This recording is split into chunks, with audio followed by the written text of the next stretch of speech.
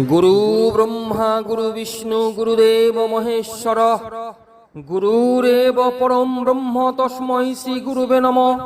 अखंडल मंडलाकारं व्याप्तं येन चराचरं तत्पदं दर्शितं येन तस्मै श्री गुरुवे नमः।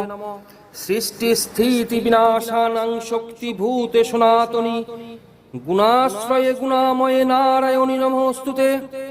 শুধু মাতৃভক্তগণ, আশা রাখি মা তারার আশীর্বাদে আপনারা সবাই সুখ ও শান্তিতে আছেন।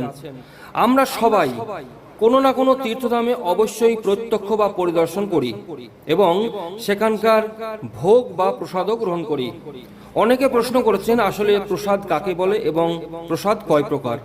হ্যাঁ ভক্তগণ, এখন আপনাদের সঙ্গে প্রসাদ নিয়ে আলোচনা করব।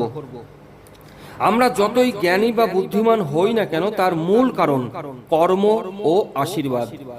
শ্রী শ্রী ঠাকুর রামকৃষ্ণ পরমহংসদেব, সাধক রামপ্রসাদ, সাধক বামাখ্যাপা, এরকম বহু সাধক বিদ্বান ছিলেন না, কিন্তু জ্ঞানী ছিলেন। যে জ্ঞান স্কুলের বই মুখস্থ করে কোনো দিনই সম্ভব নয়, যে জ্ঞান আত্মকেন্দ্রিক বা ব্রহ্মজ্ঞান, যেটা কর্মের মাধ্যমে জপ বা ধ্যানের মাধ্যমেই সম্ভব। গুরু কৃপাহি কেবলম, গুরুর কৃপায় সে আত্মজ্ঞান বা ব্রহ্মজ্ঞানের অধিকারী হওয়া সম্ভব। সত্যযুগ বর্তমান যুগের মানুষের ক্রিয়াকলাপ, বাক্যালাপ, বিভিন্ন বিধি একেবারেই পৃথক হয়ে গেছে। কারণ সত্যযুগে না ছিল কোনো জাতিভেদ, না ছিল মিথ্যাভাষী। এক কথায় বলা যায় মানুষ বিধি, নীতি ও নিয়ম শৃঙ্খলার মধ্যে জীবনযাপন করত। কিন্তু বর্তমানে মানুষের মন মানসিকতা দুরাচার, ব্যভিচার, ভ্রষ্টাচার, মিথ্যাচার। এক কথায় বর্তমানে মানুষ কোনো বিধি ও নিয়ম শৃঙ্খলার মাধ্যমে জীবন অতিবাহিত করার চেষ্টা করে না। বর্তমানে মানুষ কেউ ভক্তিভাবে মায়ের পূজা দেয় না, পূজা দেয় ভয়ে ও কামনার আশায়। বর্তমানে বহু ভক্তের সংখ্যা বেড়েছে, কিন্তু ভক্তি বাড়েনি। বর্তমানে মানুষ পালহীন, দাঁড়হীন স্রোতের মুখে নৌকা ভাসিয়ে দেওয়ার মতন ভেসে চলেছে। সে নিজেও জানে না কোথায়, কখন, কিভাবে থামবে। বর্তমানের মানুষ প্রকৃত সত্যকে বাদ দিয়ে রোমান্টিকতা, আবেগ প্রবণতার দিকে ঝুঁকে জীবনকে কালবৈশাখীর ঝড়ের মতন পাক খেয়ে চলেছে। সে নিজেও জানে না কোথায় তার ঠিকানা। বর্তমানে প্রকৃত সত্যকে বাদ দিয়ে কল্পনার জগতে প্রবেশ করে শিল্পীর মতন বিভিন্ন রঙে রঙ্গমঞ্চ করে তুলেছে। বর্তমানে মানুষ দেখা যায় স্বামী বেঁচে থাকতেও শাঁকা সিঁদুর ফেলে দিয়ে কৌপিন পরে গোসাই হয়েছেন। তারা নাকি গোবিন্দ ভজনা করছেন। তাদের হাতে মায়ের প্রসাদ দিতে গেলে প্রত্যাখ্যান করবেন, কারণ তিনিই গোবিন্দ ভজনা করছেন। কখনো জানারও চেষ্টা করেন না প্রসাদ কি, কাকে বলে। গোবিন্দ ও মায়ের মধ্যে পার্থক্যটাই বা কি?